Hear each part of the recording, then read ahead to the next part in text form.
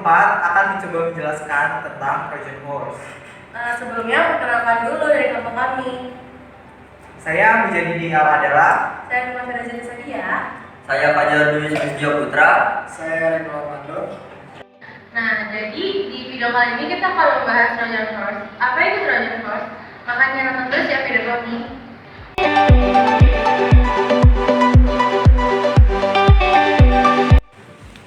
Nah, sebelum masuk ke materi Trojan Horse, saya akan menjelaskan dulu sejarah tentang adanya Trojan Horse. Nah, Trojan Horse atau kuda Troya pertama kali sudah ada jauh sebelum komputer diciptakan di dunia Yunani kuno, yang menceritakan pertempuran mitos antara prajurit pemberani. Nah, kuda itu awalnya berupa patung kayu berukuran besar yang diberikan untuk kota Troy sebagai hadiah. Yang tidak diketahui warga kota tersebut adalah bahwa kuda raksasa itu dipenuhi para prajurit Yunani yang siap menyerahkan dan mengambil alih. Nah, pada saat ini artinya sangat berbeda dengan Trojan Horse pada arti zaman dulu. Meskipun konsepnya sama, merupakan sama-sama akan merusak. Nah, apa itu malware Trojan? Nah, di zaman modern ini, Trojan adalah jenis malware yang menyusup ke komputer, lalu menimbulkan kekacauan di sistem komputer tersebut. Setiap jenis memiliki pekerjaan spesifik masing-masing. Di antaranya sebagai berikut: 1. Mencegah kata sandi dan data pribadi untuk mengakses akun. 2. Mencuri data bank dan informasi kartu kredit. 3. Mengendalikan jaringan komputer dan merusak atau menghapus file. 4. Mengumpulkan informasi pribadi untuk membajak identitas. 4. Mengekspos data pribadi. Nah, yang kelima, untuk mengekspos detail pribadi dan rahasia tentang hidup Anda. Nah, inilah sejarah singkat ancaman Trojan. Istilah ini pertama kali muncul pada sebuah laporan Angkatan Udara Amerika Serikat yang menganalisis kerentanan komputer pada tahun 1974. Di tahun 1983, fase tersebut semakin meluas setelah Ken Thompson menggunakan dalam ceramah Turing yang terkenal, yang mana ia menyatakan sampai sejauh mana seorang harus mempercayai pernyataan bahwa suatu program terbebas dari Trojan, yang mungkin lebih penting dipercayai orang-orang yang menulis perangkat lunaknya. Nah, selama kurun waktu 1980-an, The Bulletin Board System yang memungkinkan menggunakan menembus web melalui saluran telepon mengakibatkan peningkatan malware Trojan.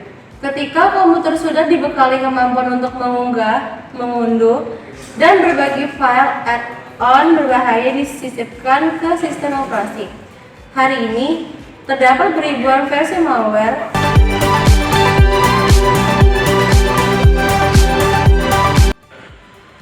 Selanjutnya adalah jenis-jenis Trojan. Meskipun Trojan sering dicap sebagai virus, secara teknis hal itu tidak benar. Virus komputer akan mencoba menyebarkan infeksi sedapat mungkin. Sedangkan Trojan adalah program tersendiri yang memainkan peran tertentu, yaitu sebagai berikut. Yang pertama, rootkit. Rootkit bekerja dengan menyembunyikan aktivitas tertentu pada sistem komputer. Rootkit memungkinkan malware berjalan tanpa terdeteksi untuk meningkatkan lamanya waktu dan tingkat kerusakan yang dapat diciptakan dari satu kali infeksi. Yang kedua adalah backdoor. Backdoor adalah Trojan memberikan kendali jarak jauh secara penuh pada pemiliknya, sehingga pemilik dapat mengedit, mengirim, mengunduh, dan menghapus file. Trojan jenis ini sering digunakan untuk membacak perangkat pribadi demi kegiatan kriminal. Yang ketiga adalah exploit. Exploit bekerja dengan memanfaatkan lubang keamanan dalam perangkat lunak, baik dalam aplikasi tertentu atau mempengaruhi sistem operasinya sendiri. Exploit dapat memanipulasi kerentanan untuk mendapatkan akses langsung ke file Anda. Yang keempat adalah DDoS. Singkatan dari DDoS adalah Distribute Denial of Service. Trojan ini akan meminta komputer untuk mengirim permintaan yang tak terhitung jumlahnya ke URL tertentu. dengan tujuan membebani servis dan mematikan situs. Yang kelima adalah spyware. Spyware bertujuan untuk mencegah informasi pribadi Anda. Untuk mencapai tujuan ini, spyware menyalin file atau menggunakan layar atau keylogger untuk merekam apa yang Anda ketik dan situs web mana yang Anda kunjungi. Yang keenam, ini yang terakhir adalah ransomware. Serangan ransomware sering dilakukan dengan menggunakan trojan. Setelah malware masuk ke komputer Anda, komputer ini mengunci Anda dari area tertentu. Salah satunya cara untuk mendapatkan kembali akses adalah dengan membayar denda. Meskipun ini semua merupakan jenis trojan yang umum, tujuannya masing-masing bisa bervariasi. Sebagian bisa bertujuan mencuri informasi demi keuntungan finansial. Yang termasuk informasi seperti ini adalah data bank, data game online, data login aplikasi perpesanan, kontak pribadi, data telepon, dan masih banyak lagi.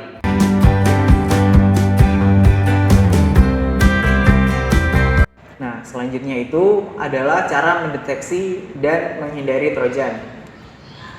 Trojan ini sangat piawai dalam bersembunyi. Maksud keberadaan mereka adalah demi memancing penggunanya untuk menginstalnya. Jadi selanjutnya bekerja di belakang layar, di background proses untuk mencapai tujuannya mereka. Nah, jika Anda menjadi korban, Anda bahkan mungkin tidak menyadarinya bahwa ada trojan yang terinstall di komputer Anda dan berjalan di background. Nah, kenali 4 tanda ini yang bisa menjadi peringatan adanya suatu trojan.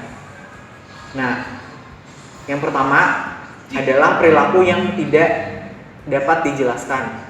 Maksudnya dari perilaku yang tidak dapat dijelaskan ini, jika CPU mengalami kenaikan penggunaan yang misterius, nah itu penanda pasti adanya masalah.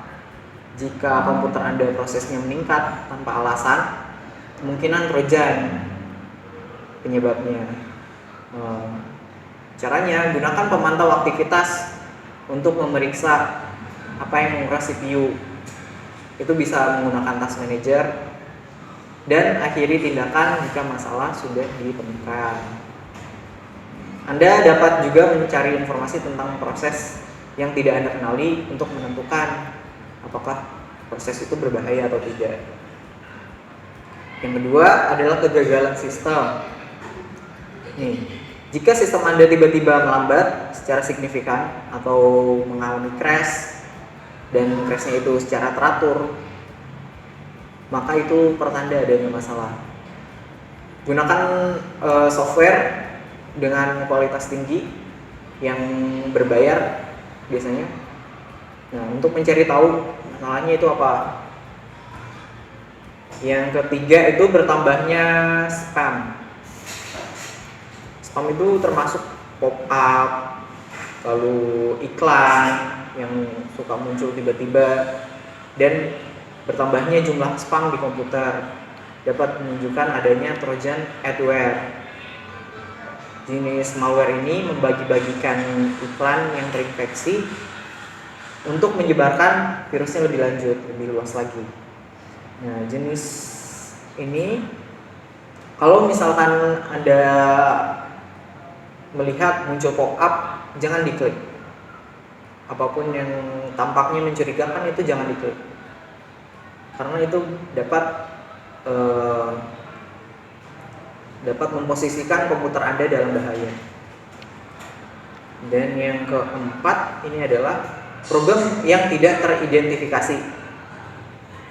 Jika Anda melihat aplikasi atau program yang tidak Anda kenali atau yang Anda tidak pernah merasa unduh, hal itu patut dikhawatirkan. Cari tahu namanya guna memastikan bahwa aplikasi atau program itu bukan bagian penting dari sistem operasi.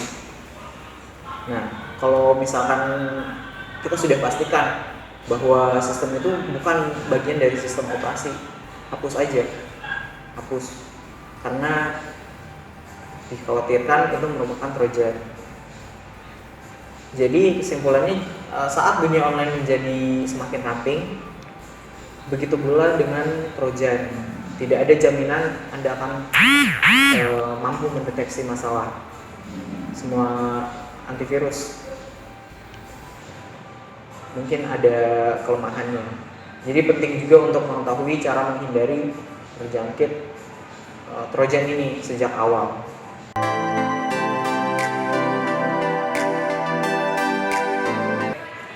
Kiat-kiat menghindari penularan yang pertama yaitu Trojan seringkali dikirim melalui lampiran dari pada email spam dengan mudah mengunduh file. Anda menginfeksi diri sendiri secara aktif. Hindari membuka email dari orang-orang yang tidak kenal. Dan yang kedua itu perangkat lunak palsu merupakan penyebaran umum lainnya. Ulang. Gak apa-apa, lanjut aja nanti. Tapi diulang, maksudnya yang salah diulang aja. Gak usah dari awal lagi. Dari yang salah aja. Perangkat lunak palsu merupakan penyebab umum lainnya. Korban akan memilih untuk menginstal suatu program tanpa menyadari bahwa program itu menyisipkan Trojan. Untuk aplikasi yang sudah ditinjau hanya dari beberapa sumber terpercaya demi menghindari masalah ini. Dan yang ketiga itu Anda tidak selalu harus mengunduh virus Trojan secara aktif.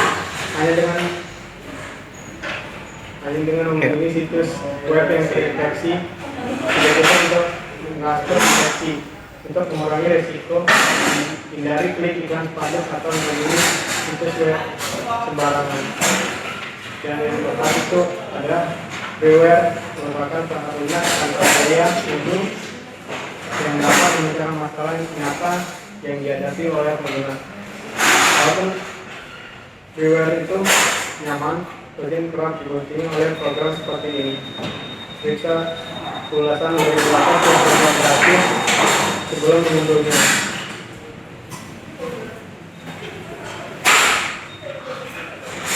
Lindungi diri Anda dari ancaman Trojan. Jadi walaupun masalah ini tersebar luas, solusi memang ada. Ini mengambil langkah mencegah untuk melindungi diri. Anda bisa tetap aman dari ancaman Trojan tersebut. Dan yang pertama itu ada hindari unduhan dari pihak ketiga. Kedua, apapun berpotensi mengandung ancaman situs web, iklan, dan pesan yang berisi unduhan otomatis seringkali menyebabkan UMR. Hindari mengklik iklan spanduk dan tahukan memperhitungkan dan jangan gunakan URL yang dipersingkat dalam pikiran baik-baik, merupakan mengizinkan unduhan apapun. Dan yang kedua, tetap gunakan sumber terpercaya.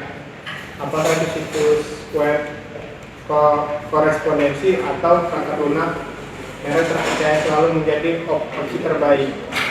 Jika perusahaan diuji oleh kalaiknya umum, Anda akan tahu jika beberapa muncul suatu masalah.